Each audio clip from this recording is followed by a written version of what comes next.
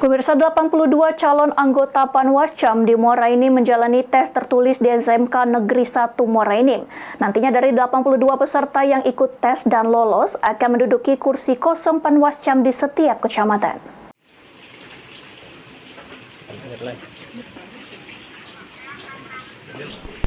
Sebanyak 82 orang peserta mengikuti tes tertulis Panwascam guna persiapan melakukan tahapan pilkada. Tes tertulis di ruang lokal SMK Negeri 1 Muara Enim dilakukan untuk 2 sesi, dan peserta yang lolos akan menduduki kursi kosong di Panwascam yang ada di setiap kecamatan. Dari evaluasi yang dilakukan, beberapa kursi Panwascam terjadi kekosongan harus dipenuhi untuk menjalani tahapan pilkada. Ketua Bawaslu Muara Enim Zainuddin menjelaskan, saat ini hanya di Kecamatan Lubai, Lubai Ulu, Rambang, dan Kelekar yang masih lengkap Panwascamnya. Di setiap kecamatan yang mengalami kekosongan mulai dari 1 hingga 4 orang. Hari ini yaitu kecamatan yang kosong ataupun yang kurang. Contoh misalnya Muara Enim kemarin itu kita melaksanakan evaluasi untuk yang existing Panwas kecamatan yang lama.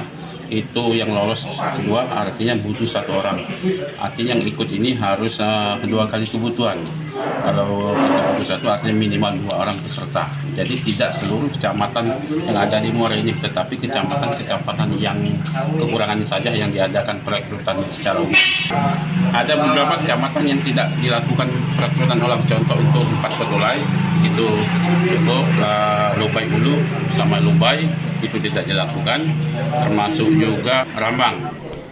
Tes tertulis dibagi menjadi 2 sesi. Untuk sesi pertama dilakukan pagi hari untuk kecamatan terdekat seperti Kecamatan Muara Enim, Lawang Kidul, dan Ujan Mas.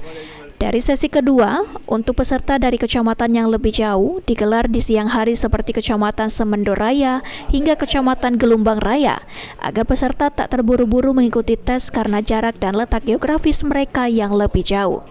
Mardian Syah, PAL TV.